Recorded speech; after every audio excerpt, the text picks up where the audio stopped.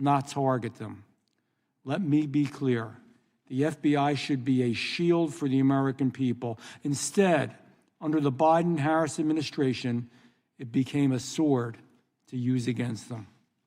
Let's start with parents who spoke up for their kids, parents who voiced concerns about radical school agendas. What did they get in return? A surveillance file, a federal investigation for just trying to be a good parent. That's not law enforcement.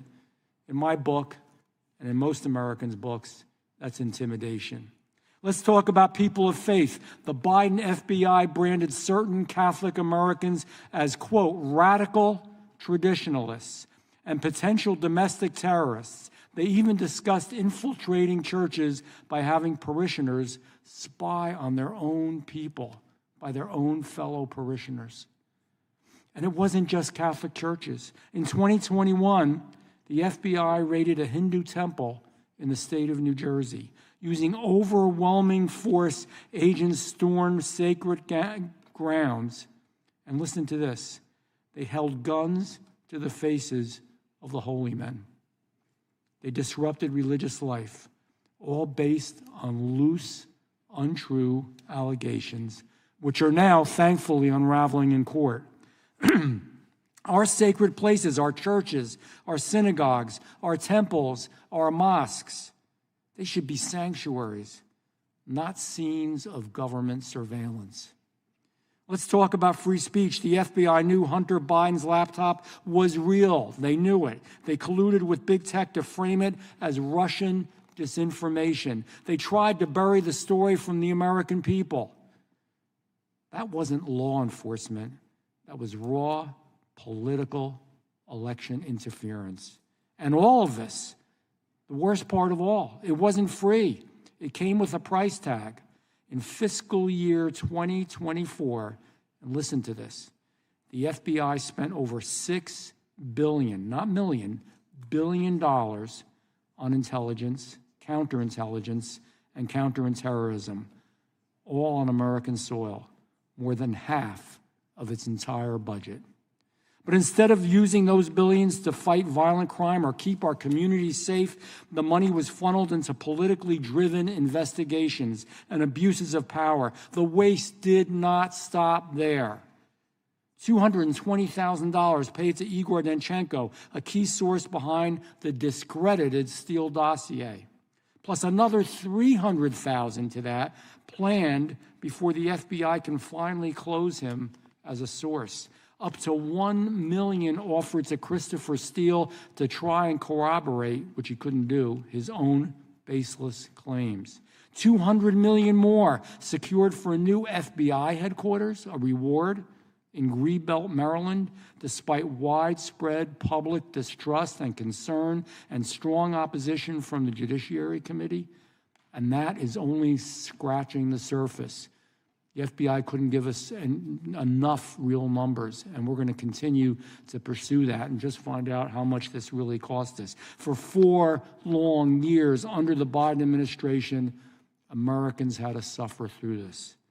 Groceries got more expensive, rent kept rising, families struggled to make ends meet, some working 2 or even 3 jobs just to stay afloat. And while they were scraping by, Americans working hard, trying to survive, the federal government was using their hard-earned tax dollars not to help them, not to protect them, not to make things better, but to surveil them and fund political hit jobs.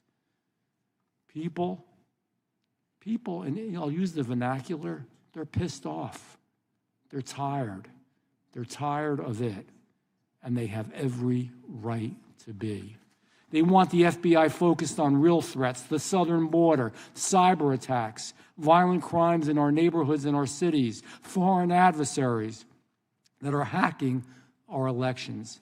Not on chasing down somebody you don't agree with, not on chasing down a political opponent. All of this pointed to a clear conclusion. The Biden FBI picks and chooses its priorities based on politics, not on public safety. And ladies and gentlemen, that is wrong. And if it weren't enough, whistleblowers tell us about a corrupt bonus structure, just to make it even worse. Bonuses for opening more cases, bonuses for inflating the numbers, bonuses for manipulating timesheets. Imagine being rewarded not for catching criminals, but for cooking the books. You couldn't make it up, but it's true. This is not a conspiracy theory. It's not a Republican talking point. It's not a political talking point. This isn't speculation. This is documented, well-documented abuse, verified by brave whistleblowers and confirmed by this Judiciary Committee. Some may say, and good question, well, what are you doing about it? I'm going to tell you. We're working to fundamentally reform the FBI from the ground up. We are drafting legislation to rein in abuse, cut waste, and refocus the Bureau on real threats to public safety. We're investigating every single dollar spent and every abuse of power uncovered.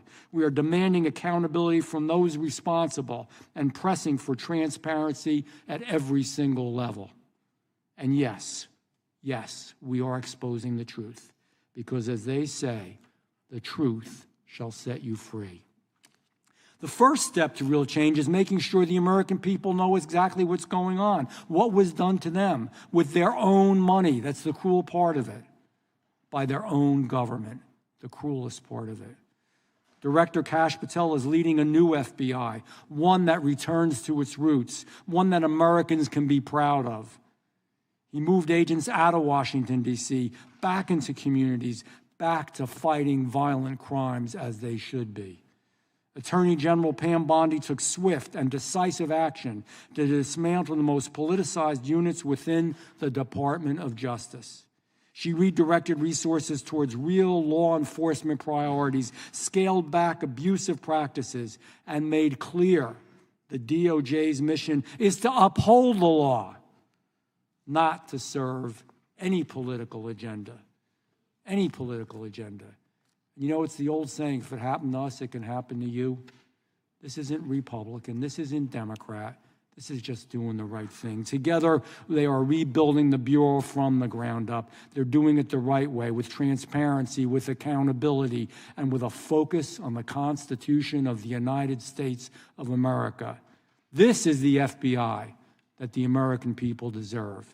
So today, we're going to hear from those who know the truth, former agents, former insiders, people who saw firsthand what went wrong and what we can do to fix it. Because, you know, this isn't just about the past. It's about a better future. It's about restoring our faith in American institutions. It's about protecting our freedoms. It's about demanding that taxpayer dollars go to protecting Americans, not targeting them.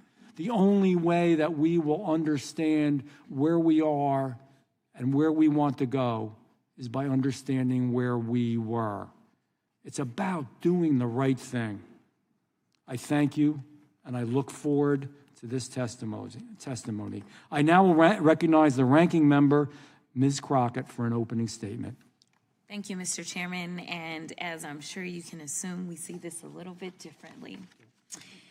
Here we go again, talking about Biden, and more Biden. Today is nothing more than a dog and pony show for Republicans to avoid facing the American people for their trash policies that are killing the economy and our democracy. Despite Republicans' claim of backing the blue and being the party of law and order, we're here today because Republicans are willing to throw our country's top law enforcement agents under the bus to appease Trump and execute his political vengeance. Now, I know remembering things is hard for some of my colleagues on the other side of the aisle, like remembering not to add reporters into a signal chat discussing military war plans. But let me remind my colleagues that it was Trump who decided to store national secrets and classified documents next to his oversized bathtub and toilet at Mar-a-Lago. It was Trump who took the documents out of the boxes and shared them with his guests. It was Trump who told his staff to move the boxes when the FBI was coming. And it was Trump who appointed Director Christopher Wray as head of the FBI, the same director that allowed the investigation to move forward. As much as Trump and Republicans hate to accept it, we are still a country with laws. And when you break them, there are consequences. Now, make no mistake, we should all be concerned about the FBI. But my concerns as ranking member of this subcommittee, as a member of Congress, and as an attorney, as well as a citizen, are based on things called facts. And when I say facts, I mean clear, indisputable facts, not those alternative facts my Republican colleagues continue pushing onto the American people. So let's talk about facts. Fact. Even prior to being confirmed by the Senate, Kash Patel was directing officials within the FBI to fire members within the Bureau simply because they worked on the lawful investigations into Trump. Fact.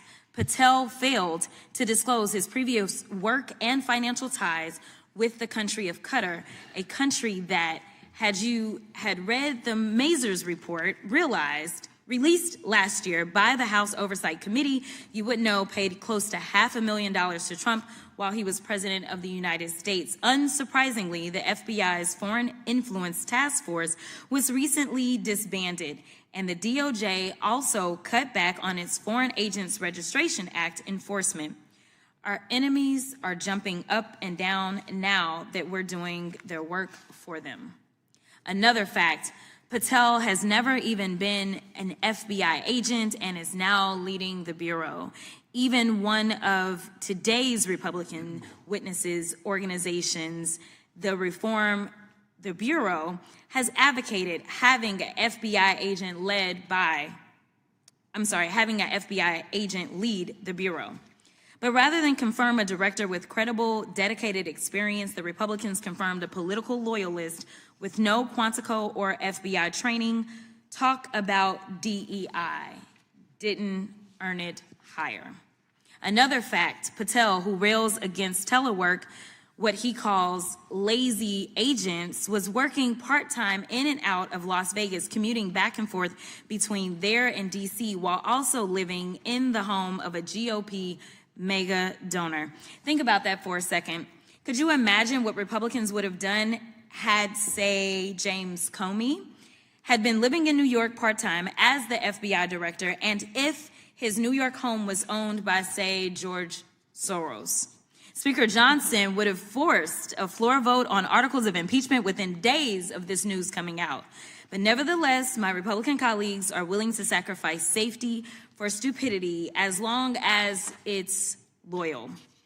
Another fact, Patel and Trump-backed FBI leadership have redirected FBI agents who are working on investigations involving violent crimes against children and child exploitation and transferred them to work on anti-Tesla attacks and redacting Jeffrey Epstein files. Talk about FBI waste and abuse. You simply can't make this stuff up. To be clear, Director Wray testified before Congress last year, noting that, quote, if each one of the FBI's cyber agents and intelligence analysts focus exclusively on the China threat, China's hackers would still outnumber FBI cyber personnel by at least 50-1. Yet rather than hire more agents to protect against these cybersecurity threats, Director Patel is reassigning agents to redact Epstein files. Someone please tell me how this makes America safe. It's almost as ridiculous and wasteful as Patel's idea to contract the Bureau with UFC fighters. And while I have very real concerns about the current state of the FBI today, I want to be very clear. My concerns aren't with career agents, the men and women dedicating their lives to protect our country and communities. It's with the irresponsible leadership and reckless decisions coming from Patel, Trump, and DOJ staff within the FBI. Our Bureau needs resources to do its job effectively. What it doesn't need is 20-something-year-old DOJ bags reviewing materials without having undergone proper vetting and clearance. The American people have a right to be worried, but these worries shouldn't be based on Republican baseless conspiracy theories. Our country is already on a dangerous path, pushing closer to causing irreparable harm. Republican members need to wake up and put Trump loyalties aside to engage in real oversight of the current FBI before it's too late. Congress deserves it. The brave men and women at the Bureau deserve it, and the American people deserve it. I want to add one more point. As a civil rights attorney, I have had to sue law enforcement. There have been times that I can truly say that law enforcement has crossed the line. And I truly believe that there can be one or two in a bunch that can ruin every one. The problem that I have right now, though, is that we have decided to focus in on something that my Republican colleagues have decided to term as being political. What is political is when somebody says that they are going to come back and seek retribution. What is political is firing people because they simply were following the evidence and doing their jobs as law enforcement has been trained to do. And ultimately, regardless of whether or not anyone believes that it was right to indict the president, not once, not twice, not three, but 4 times he was indicted, ultimately, each of you knows enough to know that at the end of the day, it is citizens that sit on a grand jury that are the ones that decide whether or not evidence exists to go forward with an indictment. And ultimately, when this president was convicted by a jury on the state level, it was a jury of his peers. And so I want to say thank you so much for your time. Thank you so much for your commitment. And thank you so much for the testimony that you will provide. With that, I will yield back. I'm now going to recognize the chairman of the full committee. Thank you, Mr. Chairman. The previous speaker talked about facts. Here's one fact I know. It's night and day dealing with the Bondi Patel Justice Department versus the Garland Wray Justice Department. Under the Pam Bondi as Attorney General, the Foreign Influence Task Force, that group that was responsible for censoring Americans, has been disbanded. The school board's memorandum has been rescinded. We sent 7 subpoenas to Kash Patel 5 weeks ago. The response we've gotten is unbelievable compared to what we got under the previous Justice Department. He's actually given us thousands of documents already, new information that we tried to get from Director Wray that he wouldn't give us. We've already received. We'll be talking about some of that. So that is the fact. Complete change from where we were with the previous Justice Department. The previous Justice Department, of course, that couldn't tell us who planted the pipe bombs, who leaked the Dobbs opinion, who put cocaine at the White House. Couldn't tell us answers to those questions. But they had plenty of time to put together the memo to say we're going to investigate moms and dads at a school board meeting, as the chairman pointed out. They put together a memorandum. We've now learned it wasn't just in the Richmond field office, but in other field offices where they were equating pro-life Catholics to extremists. We know they raided the president's home. We know they retaliated against whistleblowers.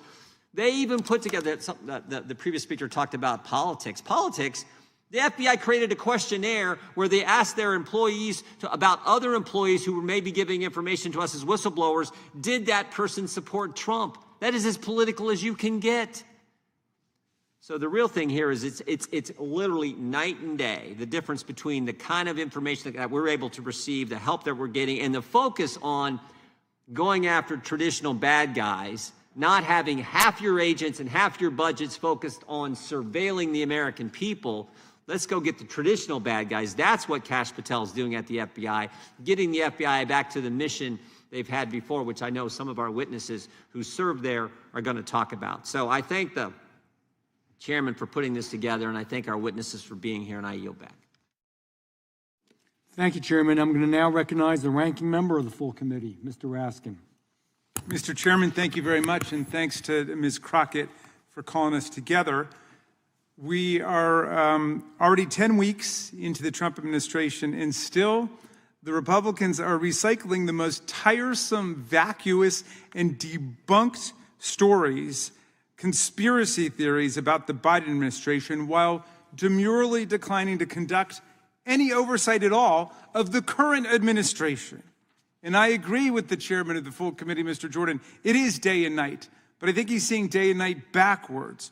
Donald Trump is turning our country into a gangster state where agencies like the Federal Trade Commission, the FBI, and the Department of Justice act as presidential enforcers, conducting political deals with elected officials like New York City Mayor Adams, corporate shakedowns against ABC, CBS, and other media entities, and law firms like Paul Weiss, Rifkin, Wilmer Hale, and Jenner and Block, demanding pledges of loyalty from citizens, and in some cases, demanding cold, hard cash in lawsuits brought directly by the president against private businesses. Meanwhile, they're offering mass pardons, immunity, and protection to violent insurrectionists, convicted drug beaters, cop beaters, drug traffickers, corrupt politicians, as long as they're willing to kiss the ring and do the president's bidding.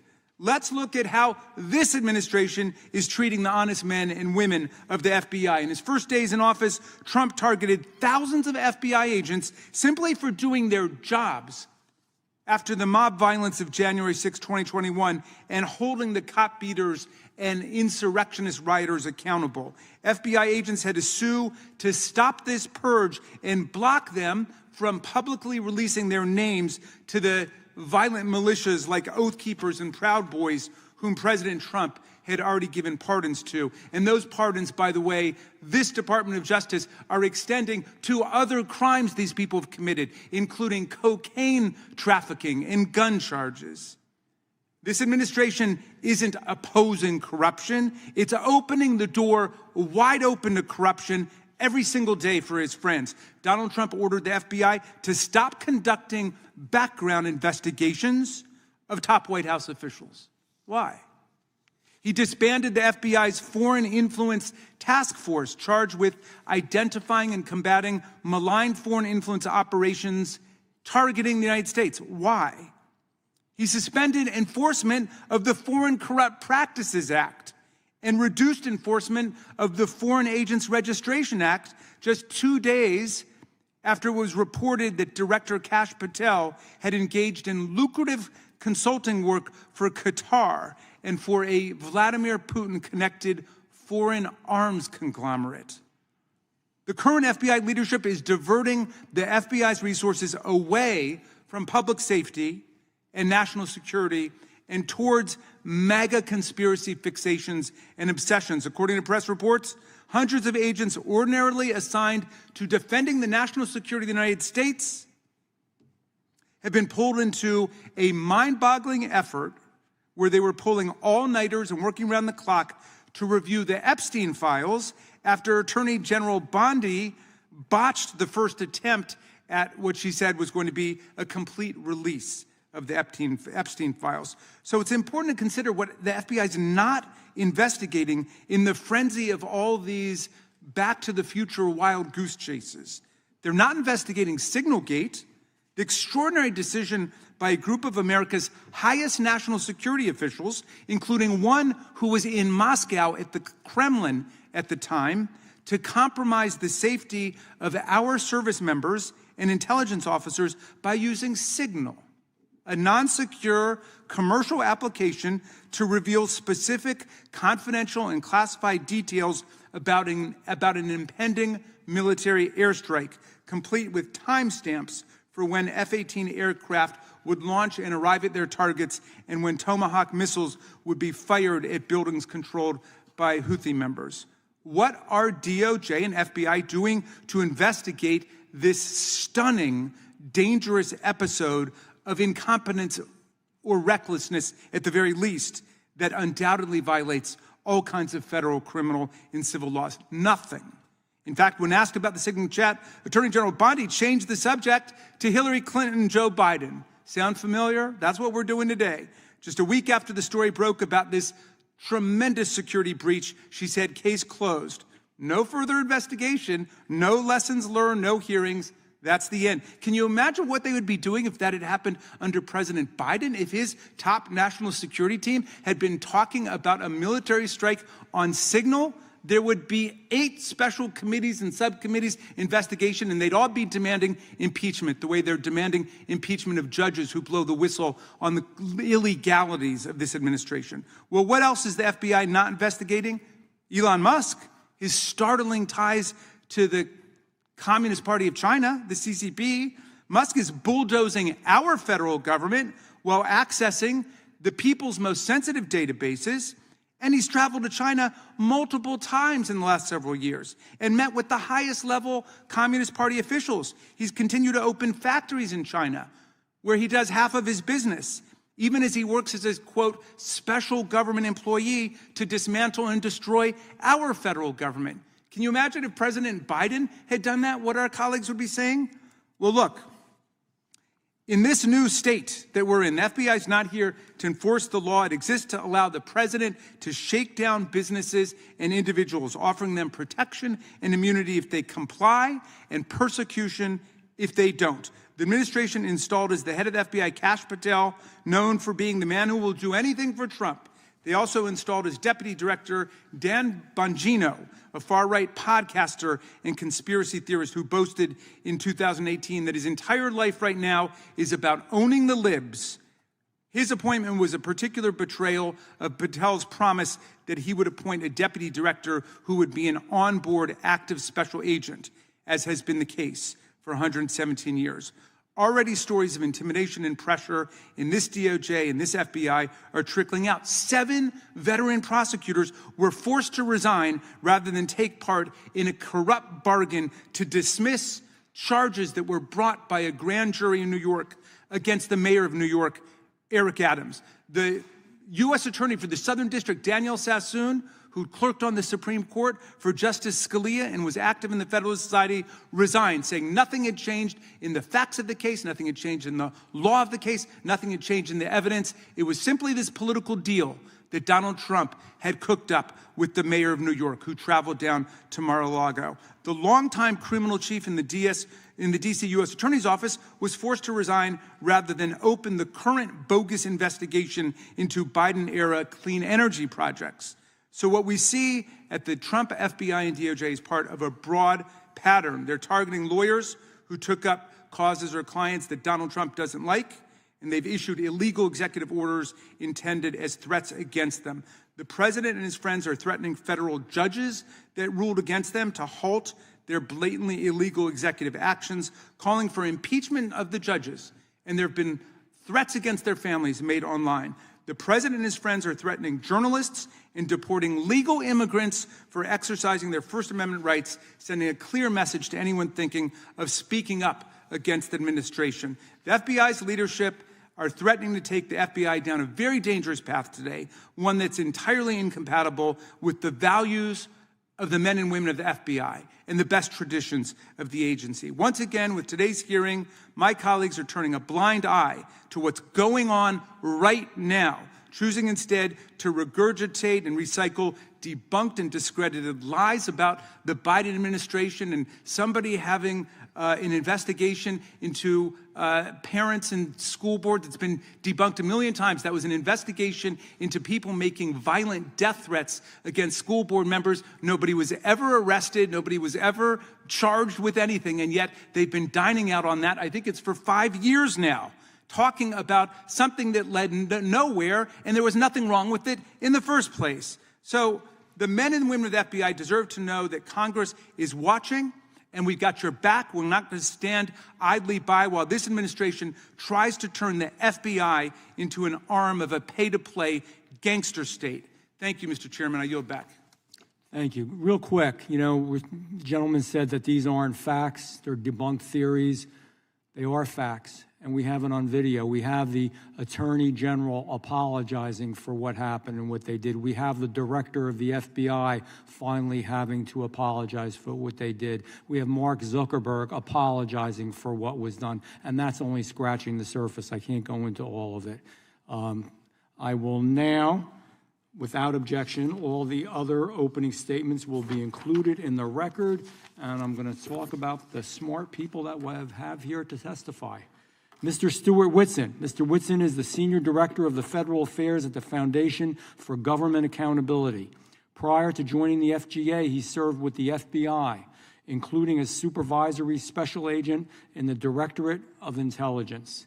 Mr. Richard Stout. Mr. Stout is the Director of Reform, the Bureau, an organization comprised of former FBI special agents to advocate for returning the Bureau to its core mission. He served with the FBI for more than 2 decades, working on cases involving drug trafficking, terrorism, financial crimes, and other matters.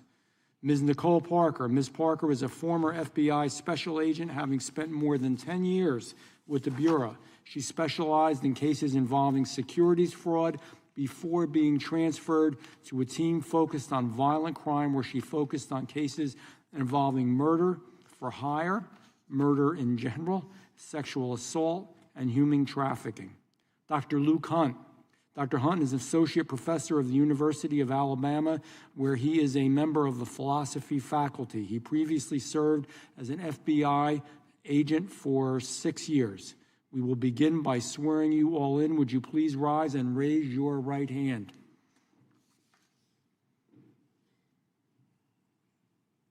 Do you swear or affirm under the penalty of perjury that the testimony you are about to give is true and correct to the best of your knowledge, information, and belief? So help you God.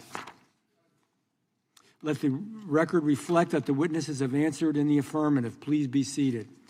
Please know that your written testimony will be entered into the record in its entirety. Accordingly, we ask that you summarize your testimony in 5 minutes. Mr. Whitson, you may begin. Chairman Van Drew, Ranking Member Crockett, Chairman Jordan, Ranking Member Raskin, and members of the subcommittee, thank you for the opportunity to testify today. Elections have consequences. And in just 4 years, the Biden administration managed to politicize and weaponize the FBI in ways never seen. Whether targeting then-candidate Trump, parents at school board meetings, or Catholics doing nothing more than practicing their faith, the Biden administration hijacked the FBI to promote the left's political objectives. But it gets worse. While the full investigative resources of the FBI focused on the January 6 protesters and other perceived political enemies, the Biden administration manufactured the worst border crisis in our nation's history, allowing criminals, terrorists, and drugs to flood into our country at unimaginable levels. The result was predictable: an explosion of human trafficking, violent crime, and drug-related deaths. And with more than 2 million known gotaways on Biden's watch, the threat of a terrorist attack on the homeland is greater than it's ever been. But there's another big problem. Not only did the Biden administration's actions undermine public safety, but they also caused a majority of Americans to lose trust in the FBI. And this loss of trust is a crisis, not only for the FBI, but for the country. But there's good news. Again, elections have consequences. And with President Trump back in office, the FBI now has a new director working aggressively to right the ship. But it's not going to happen overnight, and regaining the trust of Americans is going to require significant and sweeping changes. And here's 7 such changes. First, clean house. With new leadership poised to get the FBI back on track, one big hurdle stands in the way: entrenched bureaucrats. We've already seen this play out in dramatic fashion with the now former FBI leader in New York, who tried to coerce his subordinates to, quote, dig in against the administration. This was a clear act of insubordination that deeply embarrassed the FBI and only further undermined public trust. And there are surely other FBI employees still entrenched in the Bureau that will resist meaningful change in less obvious but equally harmful ways. Look, it's simple. While the vast majority of FBI employees are incredible, hardworking people who will faithfully execute their duties, the few who undermine the new leadership cannot be allowed to do so.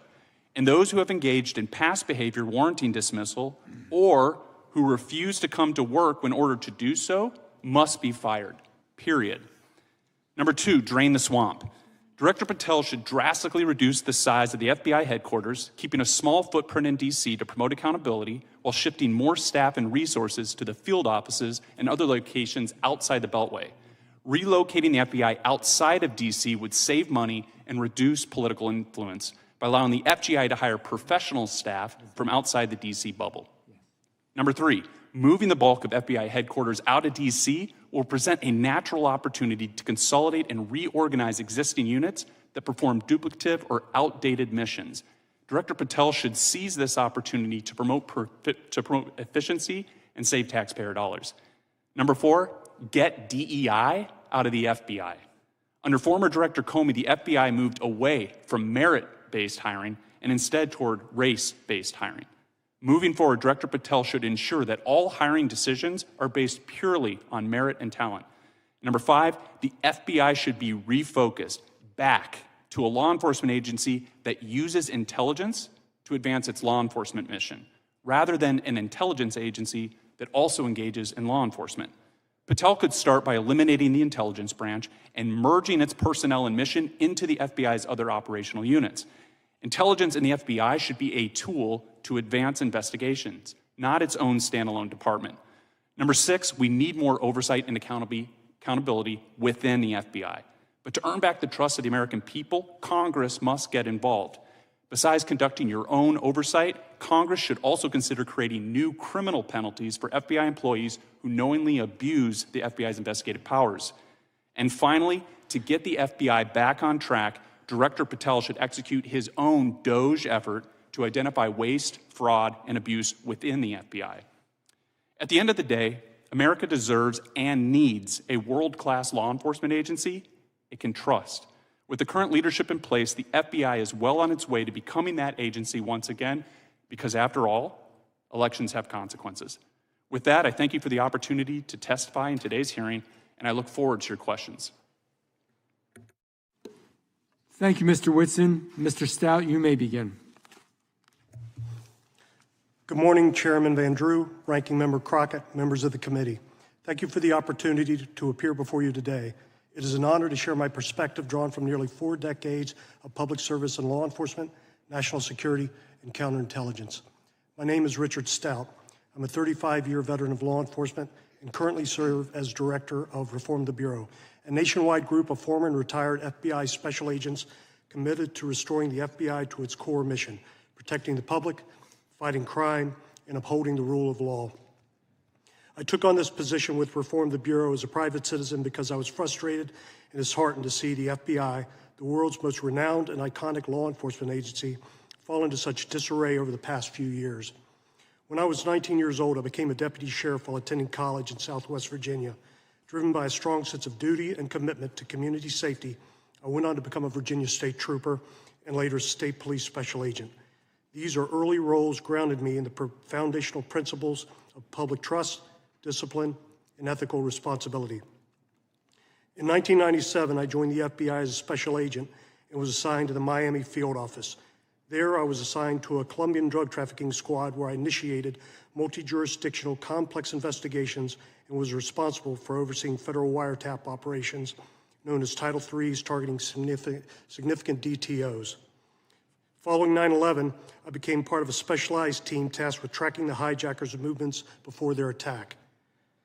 Our work proved critical in tracing connections and providing timely intelligence to our federal and military partners supporting the broader counterterrorism effort in the aftermath of the attacks. Throughout my tenure with the FBI, I served as a case agent in several high-impact criminal investigations. Notably, I led the public corruption investigation into the Scott Rothstein Ponzi scheme, then the 3rd largest of its kind in U.S. history. In 2005, I was deployed to Haiti as part of a team of FBI SWAT and hostage negotiators to assist in the rescue of a kidnapped 9-year-old American girl. She had been abducted from her home and was found in a remote mountainside shack being held for ransom. This operation demonstrated the Bureau's global reach and our unwavering commitment to safeguarding American lives abroad. Between 2017 and 2018, I responded to 2 active shooter events. The first was the attack at Fort Lauderdale International Airport, where I assisted Special Agent Nicole Parker in gathering evidence. The second was far more personal. My daughter was a student at Marjorie Stoneman Douglas High School in Parkland, Florida, and was inside one of the classrooms hardest hit during the shooting. The memory of that tragedy has deeply influenced my perspective on public safety, the importance of preparedness, and the deep concern I carry over the FBI's failure to act on 2 prior reports regarding the shooter's intent. In 2018, I was part of a small team that apprehended Cesar Sayoc, who targeted high-profile Democrats and media figures with mail bombs. Internationally, I represented the FBI in coordinating with foreign partners on reintegrating deportees formerly radicalized by extremist groups. I've lectured at the International Law Enforcement Academies at Hungary and Botswana, and proudly graduated from the FBI National Academy Session 272. Since retiring, I've continued to serve the public through Reform the Bureau. We at Reform the Bureau support Director Patel AG Bondi, President Trump, and their reform-minded approach to the FBI. Our intent is to not harm the Bureau, but to restore it. The stories and data we've brought forward represent deeply ingrained issues, repeatedly experienced by dedicated professionals. Our goal is not retribution, but responsibility. We must rebuild the Bureau's integrity and reorient to serve the American people, not internal politics. One of the areas we've been most focused on is Bureau decentralization, getting more resources and agents out of Washington and back into the field. The Director has been vocal in his support for this approach. We applaud his efforts. Another area is proper resource allocation. We at Reform the Bureau believe the criminal investigations have been deprioritized over the past few years in favor of those more political in nature. That must end, and we trust the Director will properly allocate the resources needed to pursue, capture, and deter criminals who wish us harm. Mr. Chairman, members of the committee, our nation is at a crossroads in how we approach law enforcement, national security, and the trust placed in our federal institutions. I look forward to contributing to this important discussion and happy to answer your questions. Thank you. Thank you, Mr. Stout. Ms. Parker, you may begin. Chairman Van Drew, Ranking Member Crockett, and members of the subcommittee, I would like to thank you for inviting me to come and respectfully speak with you today. It was my privilege and honor to serve America as an FBI special agent for over a dozen years under 3 administrations. While extremely demanding, my pursuit of justice for all never once gave me reason for pause until I witnessed social, cultural, and political agendas enter the FBI mission to the point it impacted our ability to effectively do the job the public and our responsibilities demand. During my career, I observed an organizational change that I labeled the emergence of 2 FBIs. FBI 1 understands the Constitution and honors its oath to uphold and defend it. It is indifferent to partisanship, places the public's interests first, and aggressively seeks out the truth. FBI 1 keeps its head down, stays under the radar, works tirelessly, and produces outcomes all Americans can be proud of. On the other hand, FBI 2 is the antithesis of FBI 1 and serves at the convenience of itself and is willing to use their law enforcement power to push their own personal, political, and social agendas without consideration to its oath of office. Under the Biden administration's Justice Department, it became increasingly difficult for special agents to do their jobs as Americans lost trust and confidence in the FBI. In a June 2023 NBC News poll, only 37% of registered voters surveyed said they had a positive view of the FBI. Lady Justice was no longer blind. It seemed that equal protection and justice under the law might not mean the equal application of law. DOJ and FBI 2 targeted President Trump's 2024 campaign and the January 6 subjects in a way that I had never witnessed before. And I say that as someone who investigated the most violent and dangerous offenders in South Florida. They treated Trump in particular as if he were at the top of the FBI's most wanted list. Love him or hate him, it is entirely irrelevant. FBI 2 abused his discretion and authority in both cases, while other judicial remedies remained reasonably available and dismissed legitimate concerns raised by FBI 1. Yet the FBI seemed to turn a blind eye to crimes committed by those on the opposite end of the political spectrum. On February 2nd of 2021, FBI Miami Special Agent Laura Schwarzenberger and Daniel Alphen were shot and killed in the line of duty while executing a search warrant on a child predator. It is disturbing to me that during the same time frame, we regularly heard of FBI SWAT resources liberally being dispatched for the arrest of first-time, nonviolent January 6 offenders. The widespread use of SWAT appeared to be for political intimidation. Yet in contrast, there was no SWAT presence when FBI agents Schwarzenberger and Alphen were murdered. Child predators are known to be the most dangerous and violent offenders. If SWAT had been there that morning, they would still be alive. And to add to the pain of their deaths, the FBI did not even pick up the tab for their memorial services. A private donor was asked by the FBI if they'd be willing to pay for them, since the FBI did not have the funds to do so. Yet the FBI was spending exorbitant amounts of money on non-mission-based projects, such as moving to electrical vehicles, January 6 investigations, and diversity initiatives. The FBI became laser-focused on its Office of Diversity and Inclusion Programs. There were 19 different diversity committees, clubs, and groups. Focusing on anything other than the FBI's mission is a dangerous distraction. I've never once consoled a grieving family that requested I ensure the most diverse agent brings justice to their loved one. The Bureau must hire and promote solely based on meritocracy, and the FBI should focus on what unites us, not what divides us. It is one mission to protect all Americans and uphold the Constitution. When my colleagues were murdered in the line of duty, it was highly troubling to me that there was never an FBI-wide after-action review by Director Wray, not even an email outlining what transpired and lessons learned to mitigate risks going forward. Yet during the same time frame, FBI2 flooded my email inbox with diversity promotions, celebrations, cultural committee activities, climate change messaging, and several requests to go to Washington, D.C. for temporary duty assignments for January 6 investigations. Unconscionable. I left the FBI close to 2 years after their deaths, and still radio silence from leadership regarding what transpired that horrific morning. Further, the DOJ changed its deadly force policy in July of 2022 for the first time in 18 years on the heels of the 2 FBI agents being murdered in the line of duty, tone deaf. When agents should have been given more support and protection by the policy, many interpreted it that we were given less protection and more legal scrutiny with an additional de-escalation section. This can be fatal when decision-making is measured in fractions of a second, action versus reaction, and many believe the changes were a result of social justice pandering.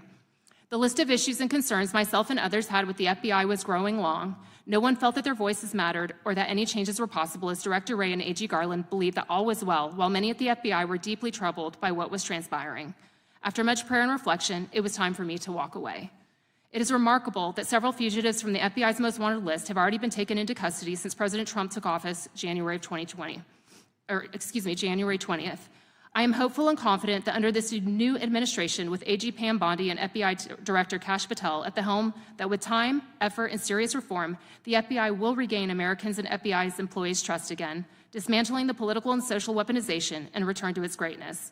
That is what our current, retired, and fallen FBI heroes' legacies deserve, and most of all, it is what Americans deserve. Thank you, Ms. Parker. Dr. Hunt, you may begin. My goal is to briefly share my understanding of the FBI's important mission in a way that I hope is free from partisanship. I had the good fortune of serving my country as an FBI agent in a variety of settings. In a small office where I worked whatever criminal case that walked through the door, from bank robberies to crimes against children. At Washington Field Office on violations of the Foreign Corrupt Practices Act. And finally at FBI headquarters where I focused on national security policy. Now, as a professor, I draw on these experiences in teaching and research related to legal and philosophical issues in policing. But I'm not interested in the ivory tower today. One of the academic questions in my work is directly related to this committee's work. Is the FBI a liberal or illiberal institution?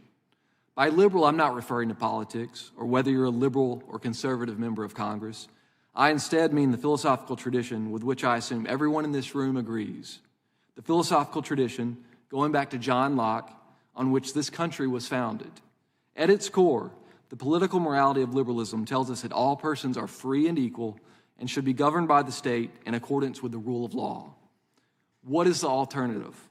Illiberal regimes governed not by the rule of law, but by arbitrary power and the official whim of state agents who are above the law. The FBI can and should be an agency that promotes the rule of law. However, I want to raise 3 concerns about the current state of affairs that could lead to the erosion of the rule of law. First, lack of predication. Predication is the basis of an investigation, the information or allegation that justifies a case. While most FBI investigations require predication, so-called assessments do not. In other words, the FBI has the discretion to investigate almost anything without any factual basis to do so. Investigation without predication is contrary to the rule of law because it may be based not on fact, but whim or arbitrary discretion. It is thus crucial for Bureau leadership to avoid any appearance of impropriety and partisanship in both actions and rhetoric. The second worry I raise is the selective enforcement of corruption. Corruption includes the use of entrusted authority for unethical benefits. This is, of course, an issue in politics. But corruption also arises in social and economic domains such as business. It should go without saying that corruption is contrary to the rule of law. It undermines institutional reputation, circumvents fair processes of economic development, and denigrates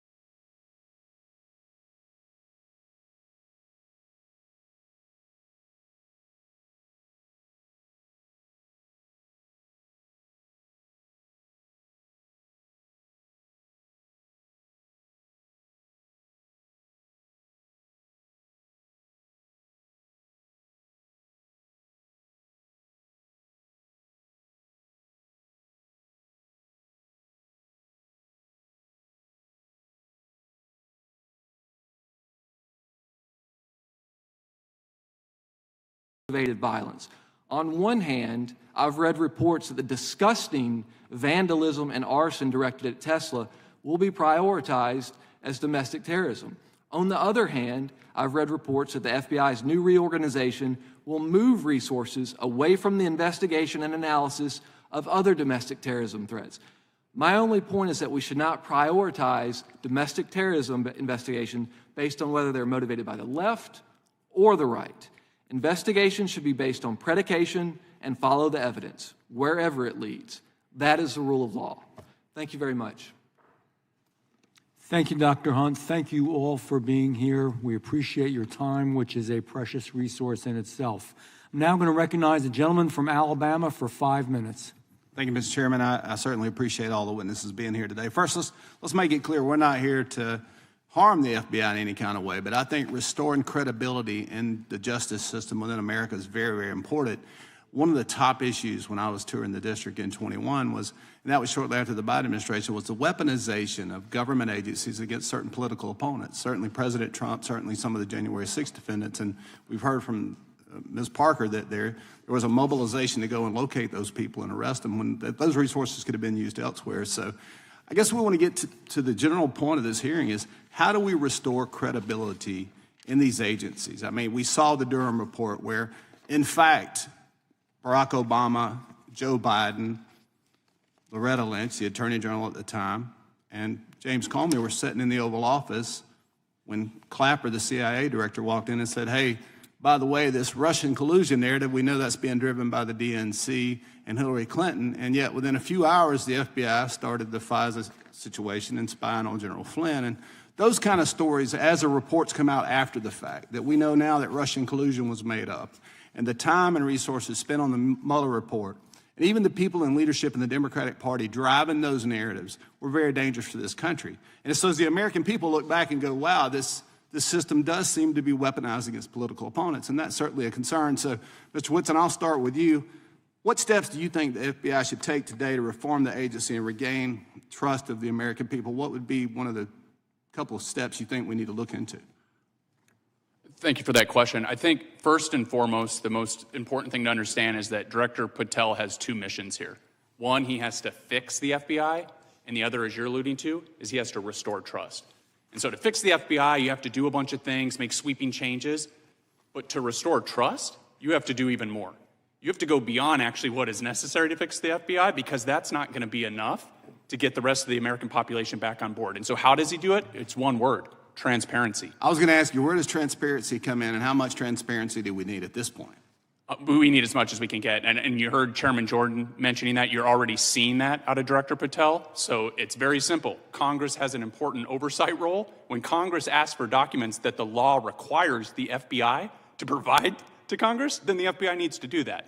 And I think Director Patel has already shown that he gets that and that he's delivering. Are there any other mistakes that you think Director Wray made as opposed to that Director Patel needs to avoid?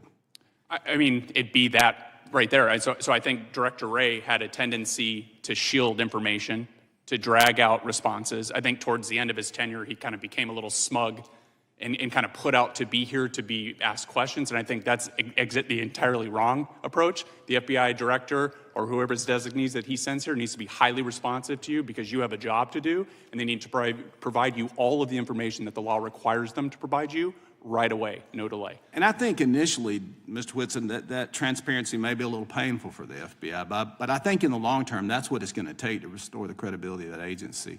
Mr. Stout, what do you believe the role of the FBI is? Very simply, I think we need to eliminate the bloat. There's too many senior executive service members in roles with limited utility. They need to eliminate or demote non-essential roles and align headquarters with more field-based leadership models. So the more emphasis we put in the field will be will have a greater output, greater response to crime and anything that involves the American citizens. Do you believe it's possible for the FBI to return to those roots? Yes, sir, absolutely. Men and women of the FBI are some of the best people that I've ever worked with. They're honest people, they have families, they can transition well, and with enthusiasm. Gotcha. Ms. Parker, you said in your previous testimony, over a course of the 12-plus years of service, the FBI's trajectory kind of transformed. What do you mean by that?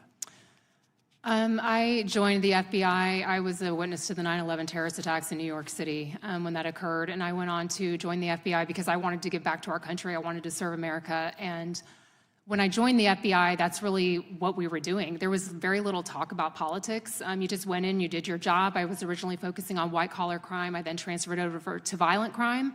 But as I mentioned, there really did become two FBIs, and the weaponization and the politicization started seeping into the agency, and it was a common topic of discussion, and you were bombarded with requests to work certain investigations, and it just became overwhelming. It was only one side of the political spectrum that was ever being held accountable. And so FBI agents were thinking, why are we doing this? Lady Justice is supposed to be blind. Lady Justice is no longer blind. And for me, I just started seeing over and over examples of politicization. And that's not what I signed up for. You know, when I witnessed the 9/11 terrorist attacks and I wanted to serve, that's not what I signed up for. I wanted to stop violent criminals and terrorists. Thank you. With that, Mr. Chairman, I'm out of time. I'll yield back. Thank the gentleman, and now I'm going to recognize the gentleman from Georgia. Thank you, Mr. Chairman, and thank you, Ranking Member. Mr. Parker, Ms. Parker, after serving your country as a special agent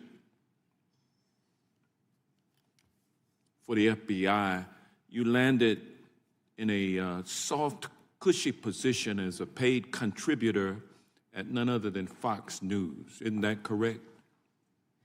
Actually, that was not correct. When I initially left the FBI, you're not a contributor. I am at this point, but when I left the FBI, I was not initially a paid contributor for Fox. But you are a paid contributor now. Today I am, but when I left the FBI, I was not. And you get paid to create content at Fox News. Isn't that correct? I get paid to speak the truth. So you create content. At Fox News, don't you? Giving your view on things? That's content creation, isn't it? What I do is I speak the facts and I speak the truth based on my experience at the FBI. And you get paid to do that. I get paid to speak facts and I get and are you paid on the to speak clock? the truth. Are you on the clock right now? Am I on the clock right now? Yeah. No. You're not getting paid right now for being a lobbyist? No, sir. I'm not getting paid for to any be a other lobbyist. purpose? Excuse me? You're not getting paid as you sit here right now to be here? I am not getting paid to be here. No, I am not, All right, sir. fair enough. Mr. Whitson, you also served as an FBI agent before falling into a very lucrative position as the legal director at the Foundation for Government Accountability, correct?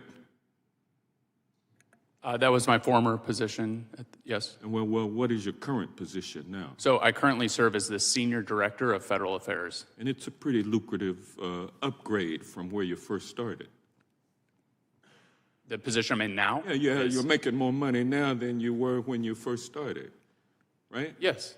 And would it surprise you to know that your funding between 2013 and 2022, 6 conservative foundations tied to billionaire donors sunk $44 million into your organization, correct? I don't know the precise numbers. You don't know that? It wouldn't surprise you, though. But that wouldn't surprise me at all. And your largest known source of funding between 2013 and 2022 was a foundation controlled by Illinois billionaire Dick Uihlein, who invested over $18 million into your operation. And another source of your funding was the 85 Fund, which gave you $2 million between 2013 and 2022. It is among the network that is controlled by Leonard Leo, who received over $1 billion in contributions from a single billionaire to fund his continued takeover of our court system. And so you get paid to promote an agenda which includes rolling back child labor laws and stripping child workplace protections. Isn't that correct? No, that's not correct. And your organization has also worked to stop Medicaid expansion and to slash food stamps, correct? What do you mean by slash food stamps? Well, that means cut food stamps, cut the money. And y'all have been advocating for that. And you also were among the organizations that wrote the notorious Project 2025, which is the radical right-wing agenda, the blueprint that President Trump is implementing along with co-president Musk, correct?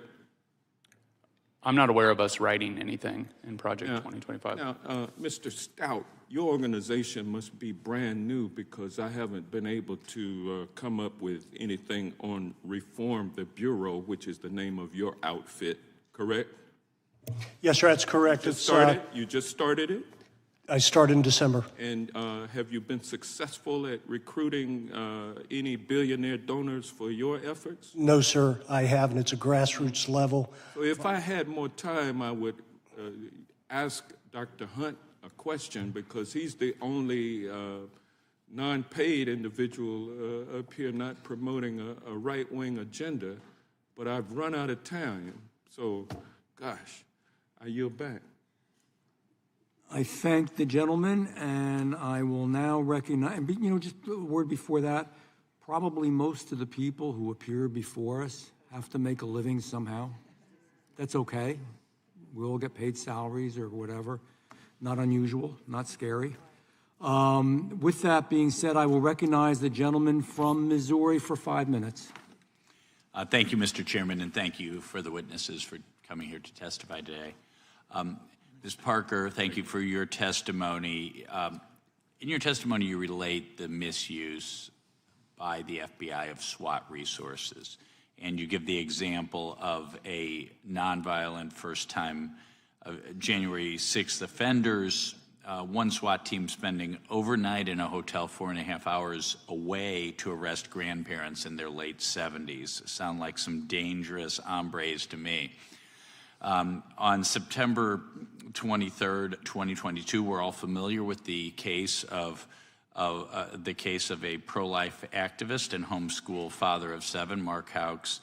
No criminal record. He was arrested in a SWAT raid, guns drawn in front of his family. Then there's 73-year-old pro-life activist Chester Gallagher, who was arrested for nonviolent violation of the FACE Act. And then there was pro-life activist Paul Vaughn, arrested in an early morning raid by the FBI, guns drawn in front of his 7 children. Sound like some really dangerous offenders to me. But pro-lifers aren't the only ones who have been targeted by the Biden FBI. Vanessa Sivage, a nurse at Texas Children's Hospital, read the story of whistleblower Ethan Heim, who we're familiar with, who exposed gender transition procedures being done at Texas Children's Hospital, despite the hospital having proclaimed that they were no longer doing those procedures because the Attorney General of Texas was investigating that clinic for child abuse. Vanessa stepped forward and basically confirmed Dr. Heim's story. She was then visited 2 months later by the FBI. And then, of course, the anti-Catholic memorandum that we're familiar with. I have that here in my hand right now. Just some simple questions. First of all, this is labeled as a domain perspective. Ms. Parker, what is a domain perspective? That's a document that, from my understanding, was distributed within the FBI as intelligence. Someone formulated that document, and it was published internally, and it had a stamp of intelligence on it that was signed off by multiple individuals within the Richmond field office. And part of that memorandum, first page, says, quote, FBI Richmond makes this assessment with high confidence based on FBI investigations, local law enforcement agency reporting, and liaison reporting with various degrees of corroboration and access. What does the term, high confidence mean to you, Ms. Parker? When I hear high confidence, I want to believe that it's trustworthy, that I can count on that is factual, that is truth. And my understanding of that memorandum is that they use sources that would not typically be used to gather intelligence. And what was happening at the FBI quite frequently and was disturbing to many is that there were individuals taking their personal views, packaging it up, and creating a document and then stamping intelligence on it and distributing as if it was truth, as if it was almost the Bible. And that is an example of, abuse of your law enforcement power. You're allowed to have your own personal and political opinions, but when you go to work, you've got to leave those out the front door, and you have to exercise in an unbiased and fair manner and be truthful. And when you're getting an intelligence document, you want to hope that it is factually correct and it is true. And unfortunately, that was a document that Christopher Wray had to have rescinded because it was not accurate, and he found it mind-boggling and disgusting that it had ever been published. Well, one thing I find mind-boggling, first of all, I am Catholic myself. I'm not a traditional Latin Mass Catholic. Often such people who prefer to go to the Latin Mass are referred to as traditionalist Catholics. And then so-called rad-trad or radical traditionalist Catholics are those who only go to Catholic Mass, who some of them believe that the regular English Mass is invalid or reject Vatican II or what have you, but not a single one of them I know even own guns, much less are they radicals or whatever. And then when I look at this memorandum, I see they're quoting the Southern Poverty Law Center, a viciously political defamatory group. I've worked a lot on immigration issues.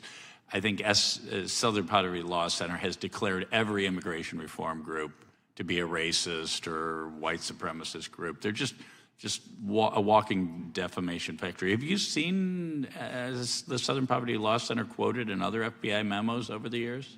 I have not. Okay. I have not. But again, that was entirely inappropriate. It never should have happened. And the FBI had to walk that back. But again, that is an example of weaponization. That is social weaponization at the FBI. It's entirely inappropriate, and it never should have happened. The FBI not going after bad guys, but going after enemies of the political regime. Third world stuff. Thank you. Thank you for your service. Thank you for your testimony. Thank you. I thank the gentleman. By the way, the director of the FBI had to apologize for that. It's not a debunked theory. With that being said, I will recognize the ranking member of the full committee, Mr. Raskin. Thank you kindly, Mr. Chairman. One of our colleagues referred to the weaponization of the DOJ and specifically focused on the January 6th defendants. That startled me because 140 American police officers were violently assaulted on that day, wounded, hospitalized, some of them disfigured, disabled, forced to leave police work. But he said that there would have been a better use of FBI and prosecutorial and investigative resources, and I wonder what he was referring to. And in any event, Dr. Hunt, do you agree with that assessment? Thank you for that question. January 6th shocked and horrified me. That was a shameful day, not least because of the many attacks on our law enforcement officers. So any suggestion that is a low priority and should not be investigated is shocking to me. I can't imagine a more important devotion of resources by the FBI to anyone who would attack our nation's capital. Some of our colleagues have again been going back to the idea that the Biden FBI was converted into some kind of political instrument. When I look at the prosecutions that come out of it, I'm thinking about the one of Senator Bob Menendez from New Jersey, who's a Democrat, of Henry Cuellar, who's a Democrat, lots of other Democrats. Other than Donald Trump, I really can't think of any others on the Republican side, and I'm just getting the feeling that they think Donald Trump really should be above and beyond the law, and that's what this whole weaponization thing is about, other than setting the conditions to turn it into an instrument of revenge and retribution, as Donald Trump has promised. Do you think the FBI was acting as an instrument of partisanship in the last administration?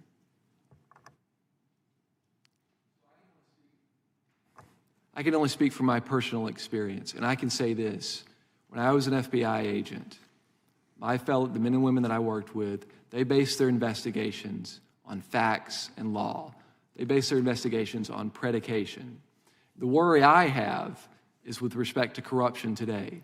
When there's selective enforcement, and just as a regular American citizen, I'm not an insider now, when I see a high-level politician and charges are dropped and there's no reason, I as an American citizen don't understand why that's the case. You're referring to Mayor Adams. That's correct. But there was a reason, which was he agreed to play on Donald Trump's political team, and the very Republican, conservative U.S. attorney for the Southern District said nothing had changed in terms of the facts of the case, nothing had changed in terms of the law, nothing changed in terms of the evidence.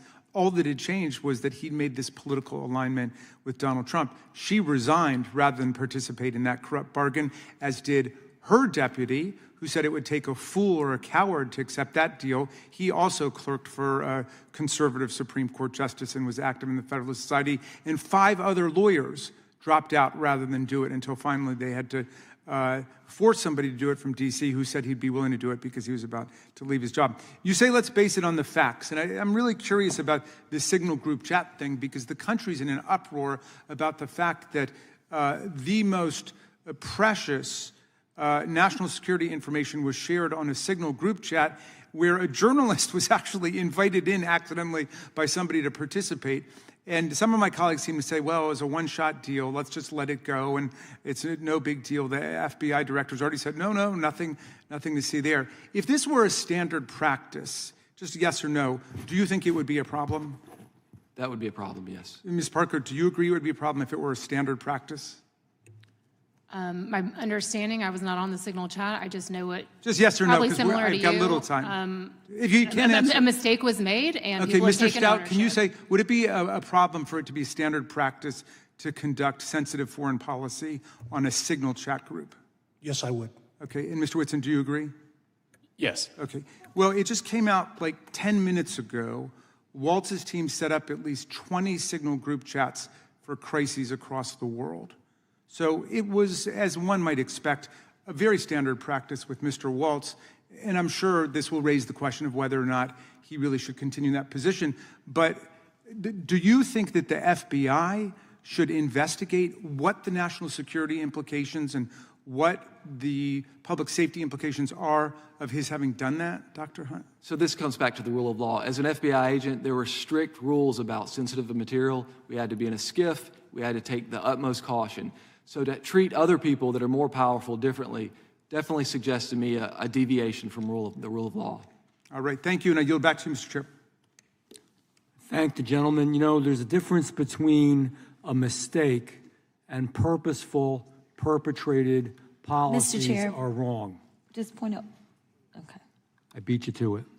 I recognize the chairman of the whole committee. Thank you, Mr. Chairman. Mr. Whitson, before you got what Mr. Johnson described as high-paying job as Senior Director of Federal Affairs Foundation for Government Accountability, you worked in the FBI, is that right? Yes. 10 years in the FBI? Yes. And prior to that, you were in the United States Army? Yes, sir. 300 combat missions in Iraq, is that right? Yes, sir. And your time at the FBI, you were special agent in the Directorate, supervisory special agent in the Directorate of Intelligence. Is that accurate? Yes, Chairman. In your testimony, and I just want to get you familiar with this subject matter, in your testimony you said one of the ways we can eliminate waste, fraud, and abuse is including the overspending on confidential human sources. You said Yep. that in your testimony, right? Yes, Chairman. Are you familiar with the Inspector General's report about the confidential human sources who were there on January 6, 2021 here at the Capitol?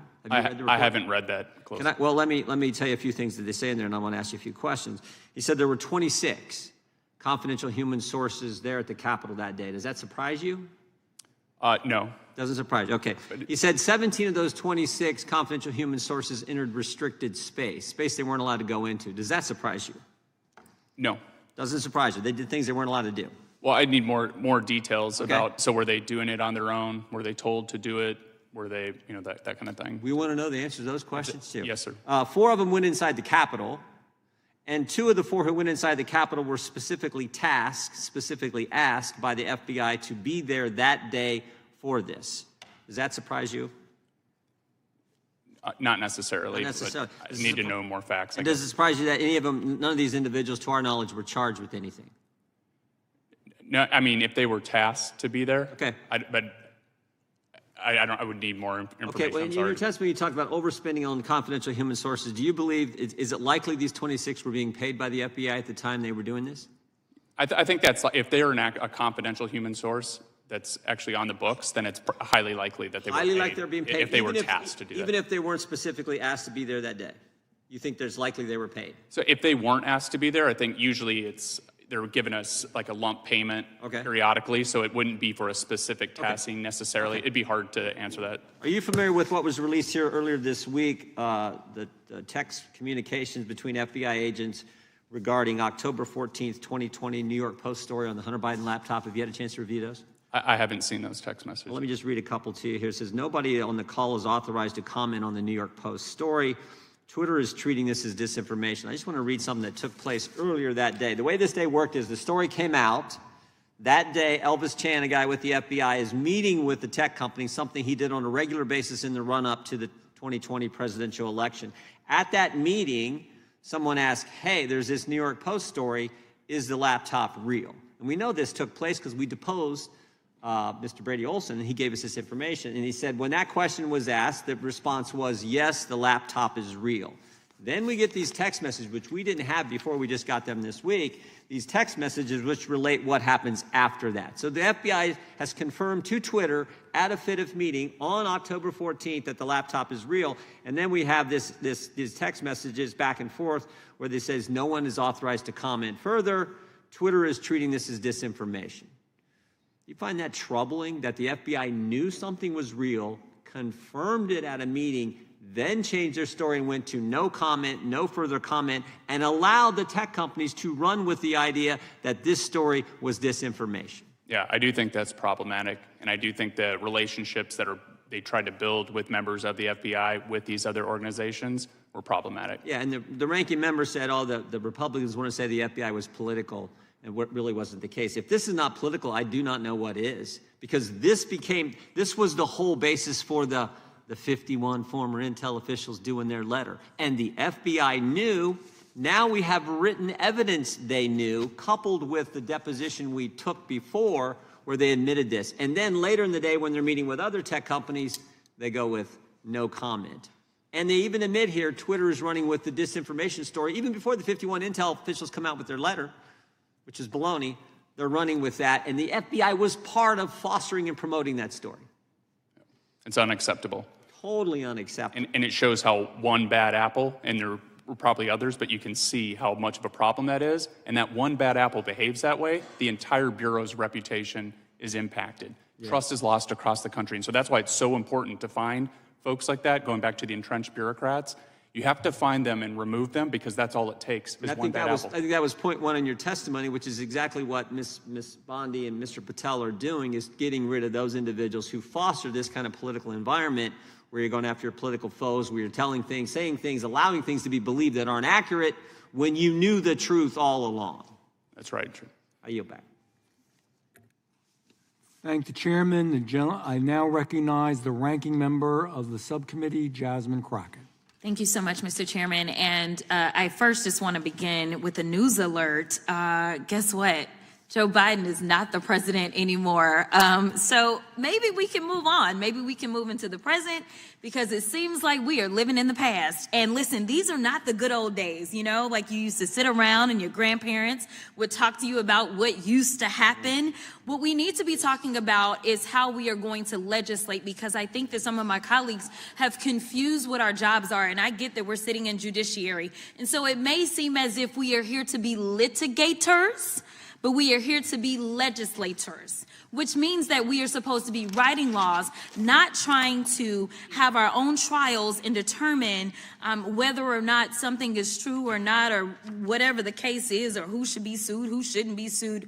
All I know is that a great American hero, a good senator out of New Jersey, said something to the effect yesterday as he was shattering the record for holding the floor, a record that had been held by another racist in this country. As he shattered that, he said something about the fact that this should not be about left versus right. It should be about right versus wrong. And I am going to tell you that I want us to focus on right versus wrong. The reason that we are struggling right now in this country as it relates to people not trusting agencies, honestly, a lot of it is because of elected leaders. Let me tell you, one of the things that the chairman and I actually agree upon, we don't agree on a lot, is that we both know that there has been a sharp incline as it relates to threats upon our lives. Regardless of what side of the aisle you sit on, we both know and agree that as sitting members of Congress, we both are enduring more death threats than anybody should in this country. And I believe that it is because of the divisive rhetoric and it is because of the selective enforcement of things. And so when we have, and I'm gonna be clear because I had remarks and I'm going a whole other way. To have the sitting Attorney General go on, and I'm gonna call it faux news. I know some of y'all love it, but it's fake to me. To have her go on Fox News and to then decide that she wanted to send a threat to me, it was wrong. Because here it is, she is the highest law enforcement agent in this country, and people are watching and they are consuming this information and they are believing that simply because I decided that I wanted to exercise my right to free speech, which I am not abridged from doing, that she then wanted to then politicize something that should not be politicized. I don't like Elon Musk. I'm gonna say it 50,000 times. I don't like him. I don't like that he going out there and he firing people. I think that he's a crook because somehow the rest of us can't sit around and get whatever federal contracts we want. The rest of us can't sit around and get law enforcement and get them somehow ordained as federal law enforcement to protect him. The rest of us can't get our dealerships protected by the federal government. That is somebody that is operating above the law. For whatever reason, just because he has a lot of money, more money than everybody else. And yes, I am happy to see that on my birthday, which is what I said, there were peaceful protests around this world against him because he is a problem.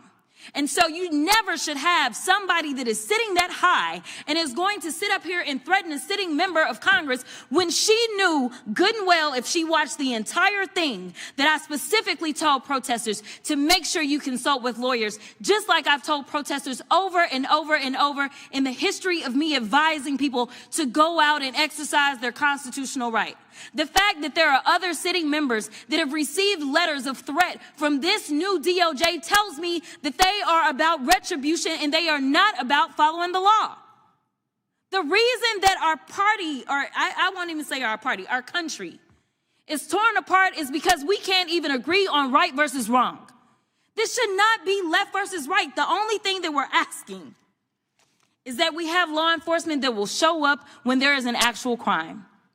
If somebody calls and says, hey, I need you to investigate this cyber crime, or I need you to investigate this child pornography, or I need you to investigate this robbery, then we want somebody to show up, and we don't want them to look at us and act as if just because I'm black or because I'm woman that I am not worthy of having that case investigated, because we have an administration that is continuously railing against diversity, equity, and inclusion, or we don't need people that show up that feel like diversity should not be valued. That is why we should have somebody that may show up and looks like me. The final thing that I'll say, because you've been gracious, is this.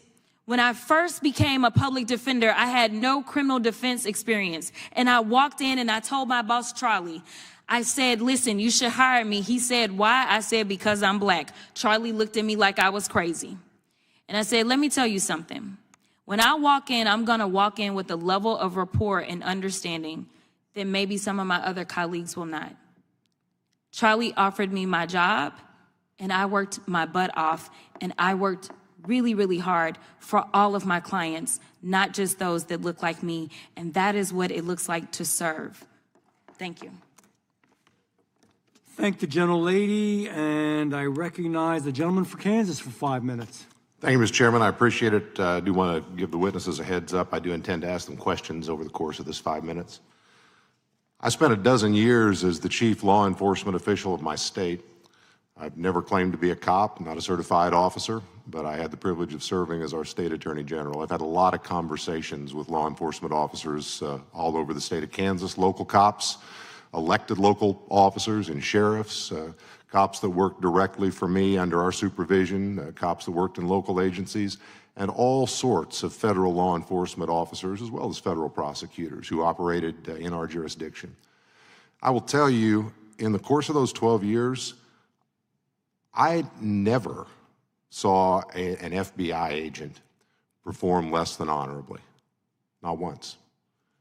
And I never recall a single time in those rooms. Now, if I'd go down the street to the political party meetings, I'd hear conversations like we heard some today and we've heard a lot over the last 4 years. I'd hear all that all the time. If I turned on the television, I'd see it all the time.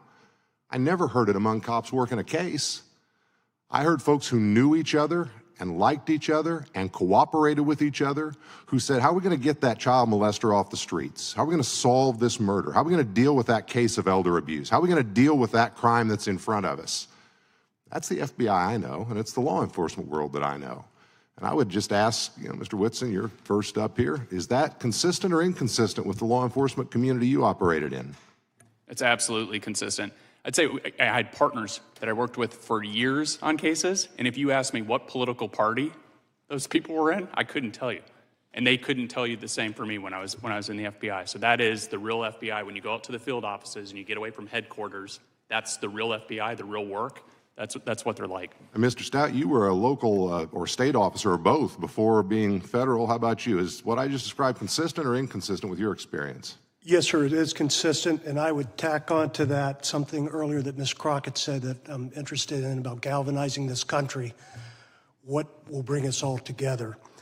Something. Please do it briefly. You mentioned there's a special place in hell for pedophiles and child pornographers, and we have systems in place at the FBI, but we can make those systems a little bit better, a little bit tighter. I'm prepared to talk about it later today if you wish. That sounds very good. Let me tell you a brief story, and then I have some follow-on questions. So during the course of the time I was serving in that role, we had a terrible case. It was a racist, bigoted individual from a neighboring state who crossed the line into our state with the intent of killing a group of folks because of their faith. He went to a religious institution. He shot the place up. He killed, as I recall, 3 people. He was immediately apprehended. He has since died in prison. But there was, at the moment that happened, there was a motivated federal and state, through the local authorities, response. A lot of folks on the scene, everybody trying to figure out how do we secure this thing, how do we fix it. And then there was a professional discussion, who's going to go first in the prosecution, because you had a state murder and you had federal hate crimes, as well as some other federal crimes perhaps. And man, the press loved it. I mean, every day there was a headline about this dispute between the district attorney and the United States attorney and the local cops and the federal cops and who's going to go first. And finally it was decided the state would go first, and the district attorney announced he was filing capital murder charges with a notice of intent to seek the death penalty under our state law. And in the same article where the local press reported that, they then in the next paragraph said, and next, there'll be a decision on a federal prosecution where the penalties may be stiffer. Think about that. Think about that. I offer the story up for this reason. I think there may be a perception outside the cops on the beat, federal and state, who do this work in our communities every single day, that what we talk about up here is reality and that somehow the federal law enforcement officers are superior to their state counterparts. I don't think that's true. I don't think it's close to true. And I don't think what we're hearing today and heard the last 4 years reflects what really happens with the vast, vast majority of the federal and state cops on the beat. And I guess I would just ask this. Mr. Whitson, you suggested we ought to move the FBI out of Washington, D.C., and the current director has already made some moves to that effect. Talk to me in my remaining time about how you think that might affect our ability to get this narrative back on track so it's the cops on the beat keeping our communities safe that drives it instead of all this political circus in this town that drives it. Well, briefly, just right now, almost a third of all FBI employees are stationed in the D.C. area. The crime that's taking place across America is not all happening in the D.C. area. It's happening everywhere in pockets all over the country, Kansas, every member's district. And so moving the FBI out of D.C. and back into the field office is going to help that. But it's also cheaper. DC is an expensive area. I don't need to tell anyone that, right? Moving the headquarters to a lower cost area is not only cheaper for the federal government and the American taxpayer, but it's also cheaper for the workers. For the federal employees that have to commute every day to the office, if it's in a place that's a better quality of living, an easier commute, that's better. And then the last reason, to be real brief, is the political makeup. And so my colleague at FGA, Hayden DeBlois, did a paper on this to look at federal senior executive employees. What is the political makeup? And across the country, they lean heavily Democrat by 30, but in DC, it goes up to 40.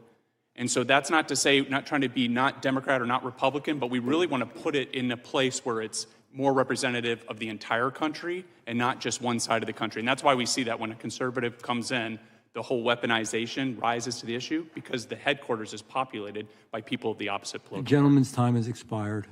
Okay. I thank the gentleman.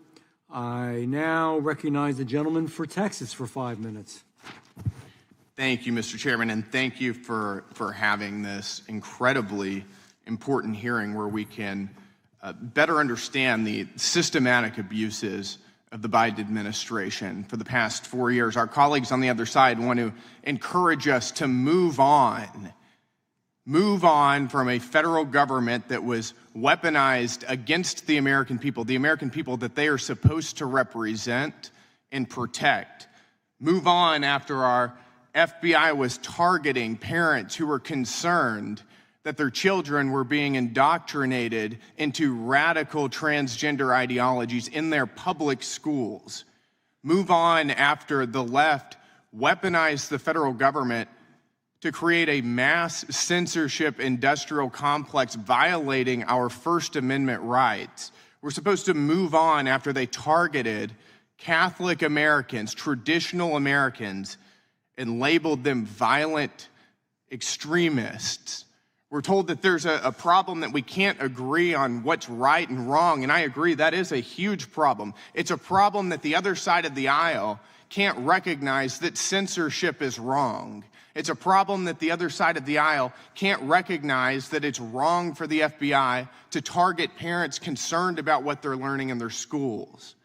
It's a problem that the other side of the aisle can't recognize that it's a problem whenever our federal government goes after Christian Americans. That's a serious problem, and that's something we should be able to agree on, but unfortunately, we can't.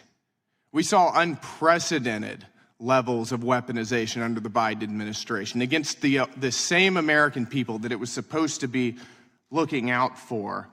Christopher Wray created an internal memo that slandered traditional Catholics as anti-Semites and white supremacists. It suggested that the FBI monitor traditional Catholics and even set the stage for FBI informants entering places of worship. At the same time, remember, this was happening while Joe Biden was, of course, facilitating the mass immigration of illegal criminals into our country. Not keeping us safe in that instance, that's for sure. Thankfully, and I think the American people are very thankful that we finally have a president and a head of the FBI and head of the DOJ who actually represent us and want to protect us. I want to thank all of the witnesses for being here. We really appreciate your testimony and your time here. Mr. Whitson, I'd like to start with you. The FBI utilized a so-called hate map from the SPLC, the Southern Poverty Law Center, as it was going after traditional Catholics and labeling them domestic extremists. Do you think that that's an appropriate source? Absolutely not. Do you know some of the other groups that the SPLC labels as hate groups or extremist groups? No, I don't, off the top of my head. I can name a few. They also name the Alliance Defending Freedom, the Family Research Council, and Moms for Liberty as hate groups as well. Do you find it concerning that they were using that the SPLC as a source? Yeah, I find it deeply concerning. Do you think that Catholics who celebrate the traditional Latin Mass are a threat to the American people? I don't, because I'm one that does that on occasion. Can you recall before Joe Biden was in office, any time whenever the FBI specifically targeted a group of Americans solely because of their religious faith? No. Do you think there's any evidence to suggest that harassing Catholic Americans keeps Americans safe? Not at all. Got it. Do you think that that we've seen a move away from this sort of flagrant weaponization since President Trump has entered office? Absolutely. And what do you think that this committee can do to help ensure that we don't see a return of that sort of weaponization? Well, I think number one, it's accountability, right? That's not going to surprise you. I'm from the Foundation for Government Accountability. And so it's not enough to identify a problem and then just move on. You've got to hold people accountable. And it's going back to the earlier point. If you want to re-earn the trust of Americans in the FBI, they have to see people held accountable. But then at the same time, you need to refocus and look at what are the problems we have right now, and that's the wide open border, that's the violent crime, and so you need to press the FBI to make sure they're pushing resources where they should. Thank you. Thank you, Mr. Chairman. Thank the gentleman. I'll yield 5 minutes to myself. I'm going to ask you all a question. What would you do if you were sitting where we sit? What legislation, in other words, every administration can come and go. The goal here to someday be sure that at the Attorney General's office, the FBI, that we do not have to worry about this anymore, the Department of Justice.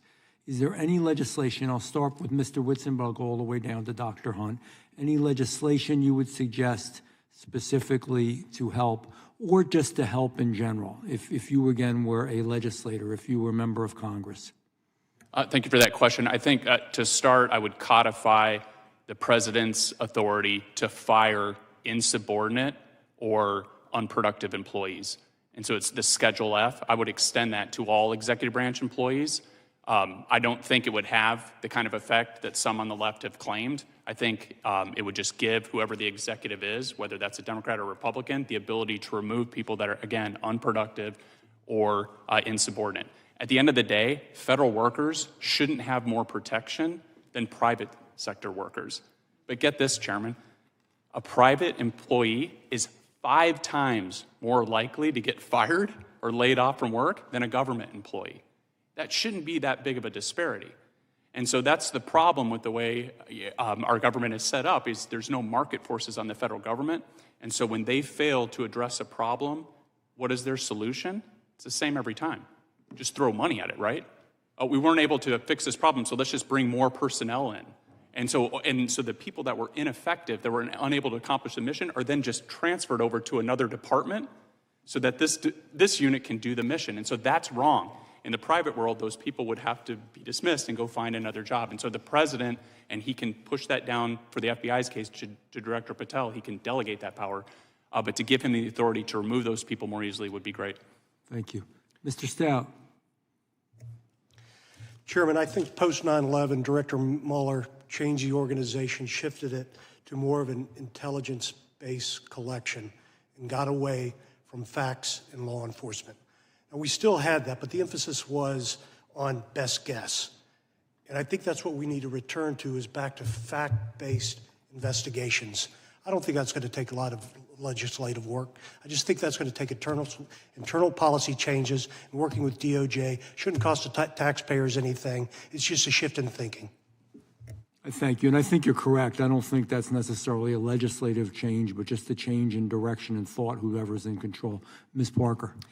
Thank you. First of all, just real quick, I wanted to